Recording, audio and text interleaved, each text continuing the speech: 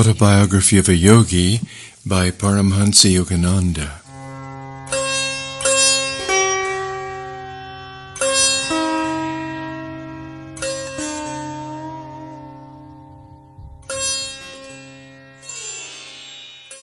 Chapter 13. The Sleepless Saint.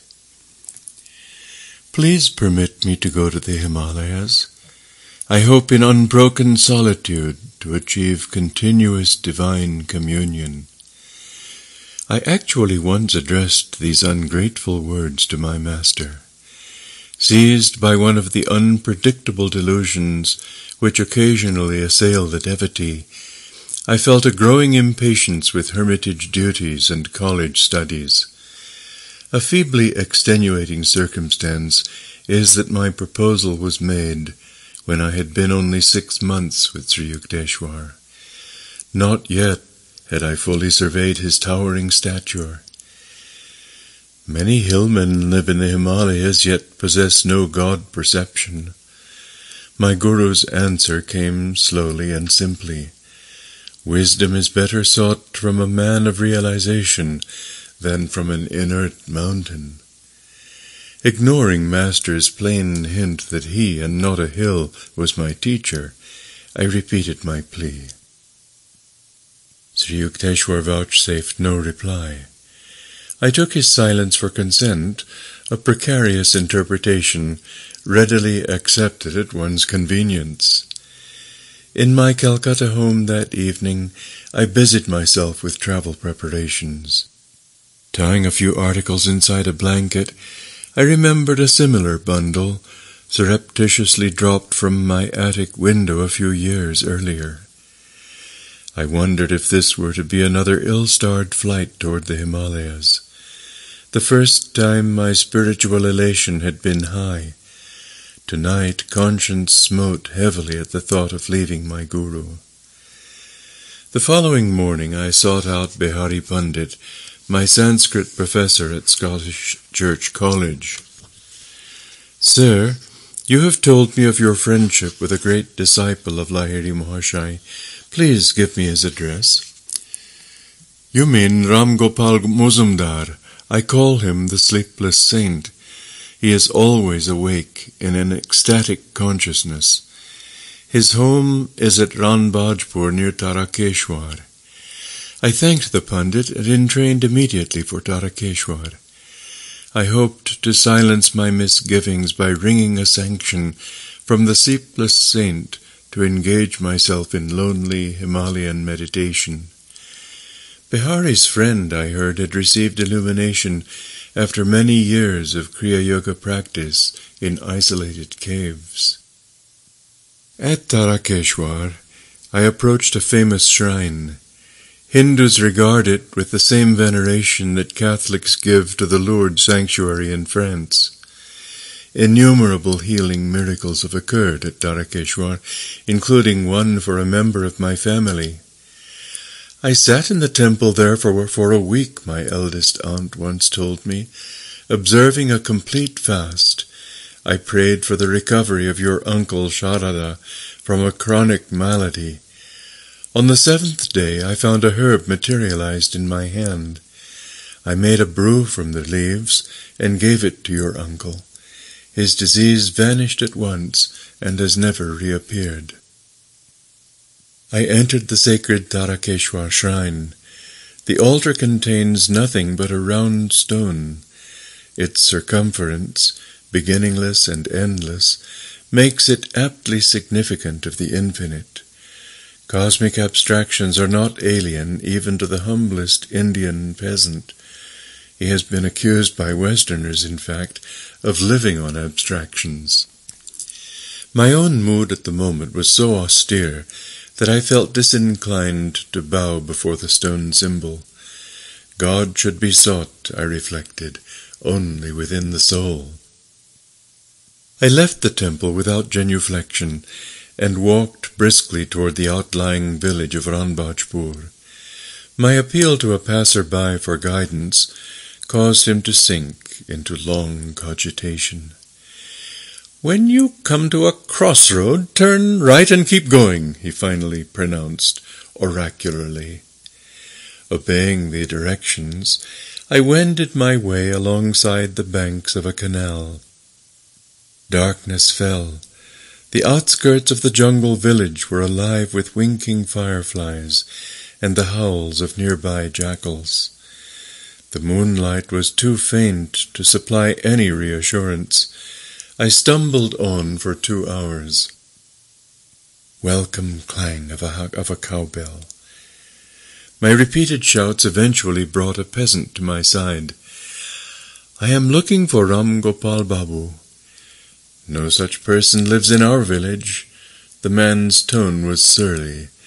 "You are probably a lying detective." Hoping to allay suspicion in his politically troubled mind, I touchingly explained my predicament. He took me to his home and offered a hospitable welcome. "Ranbajpur is far from here," he remarked. "At the crossroad, you should have turned left, not right." My early informant, I thought sadly, was a distinct menace to travelers.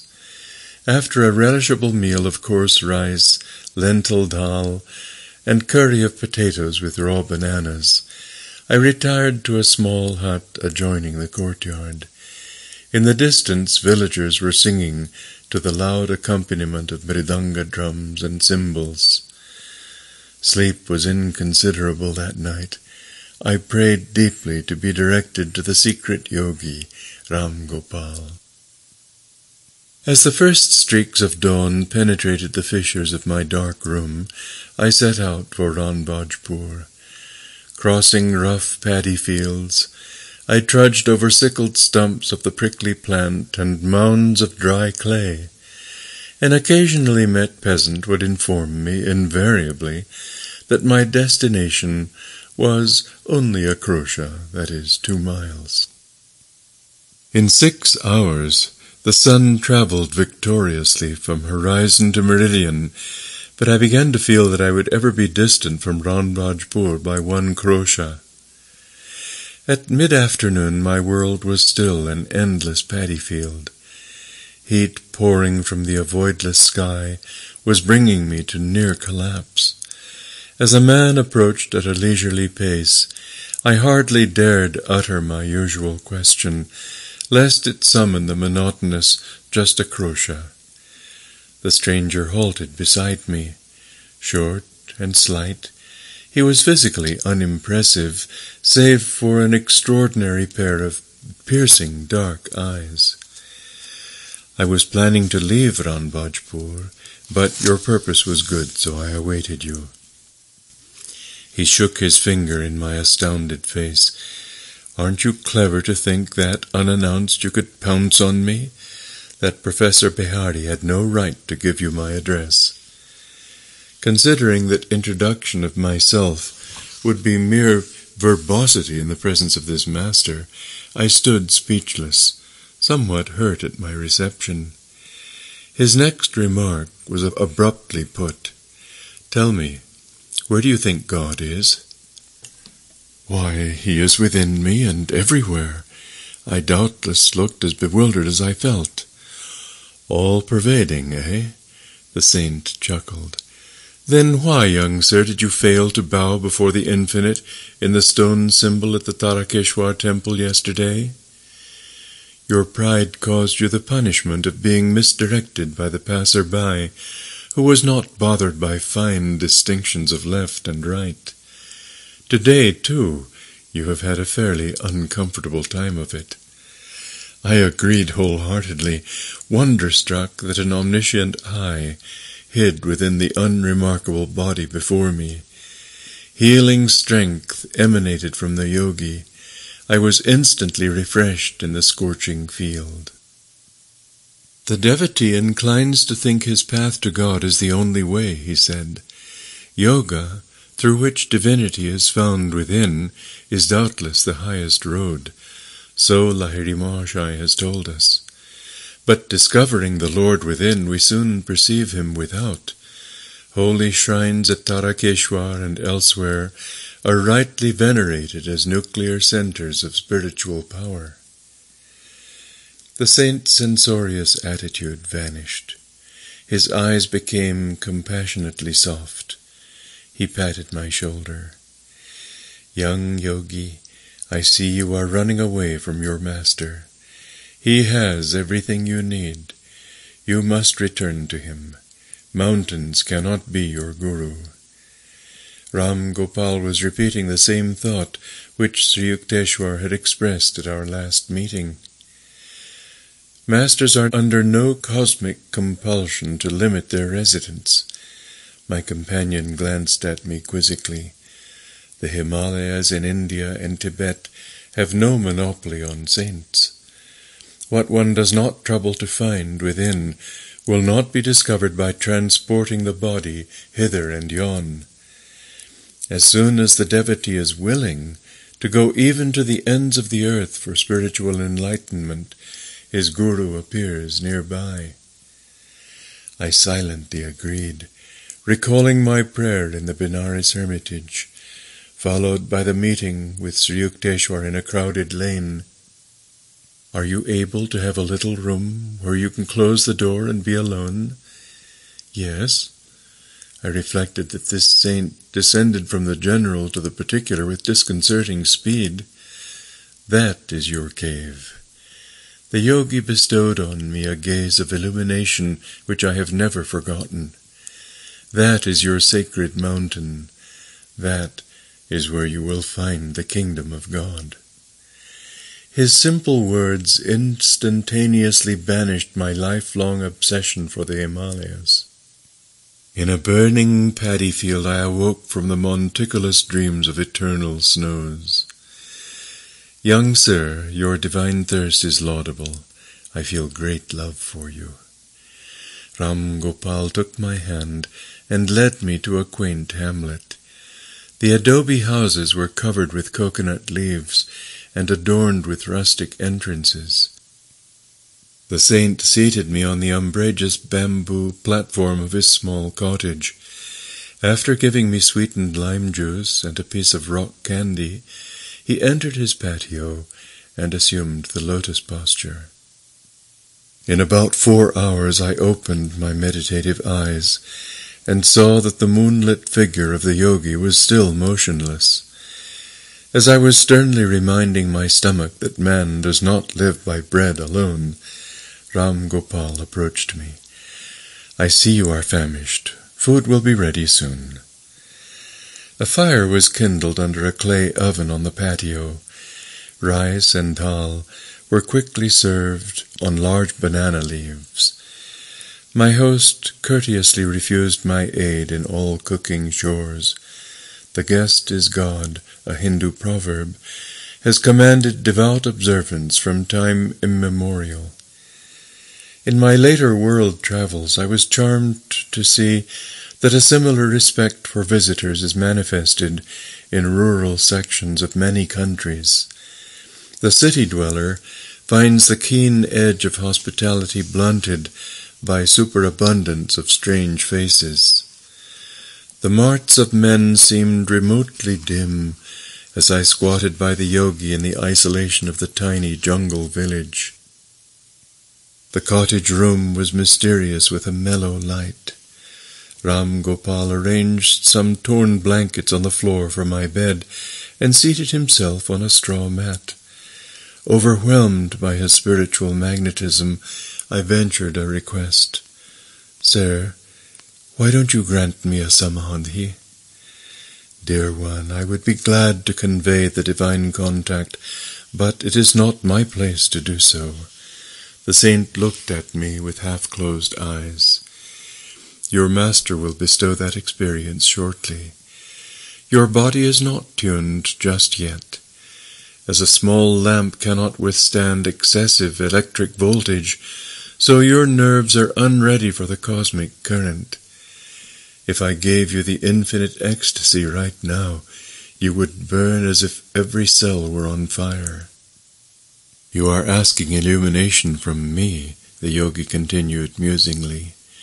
While I am wondering, inconsiderable as I am, and with the little meditation I have done, if I have succeeded in pleasing God, and what worth I may find in his eyes at the final reckoning. Sir, have you not been single-heartedly seeking God for a long time? I have not done much.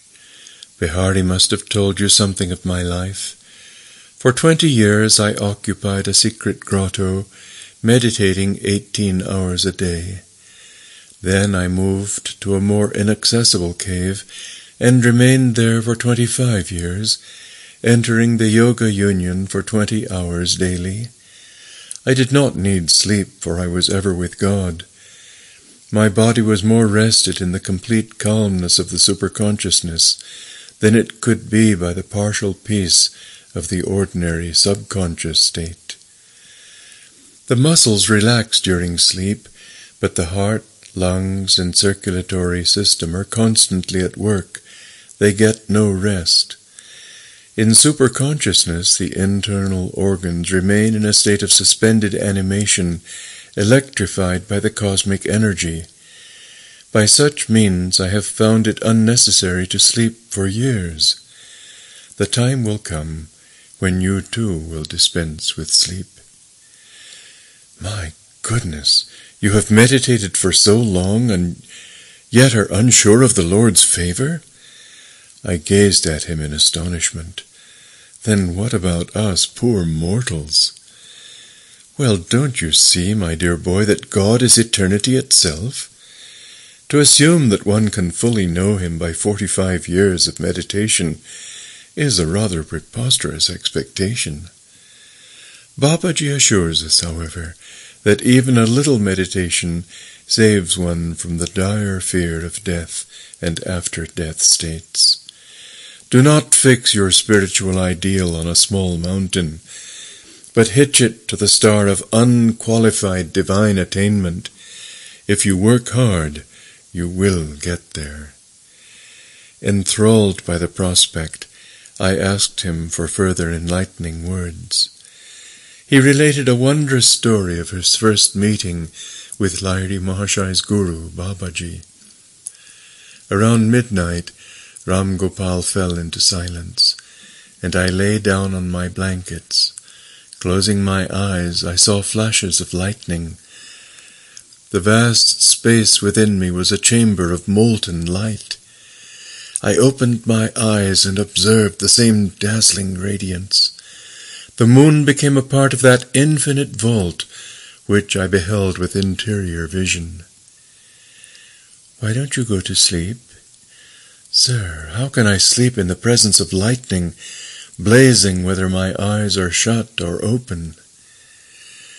You are blessed to have this experience. The spiritual radiations are not easily seen.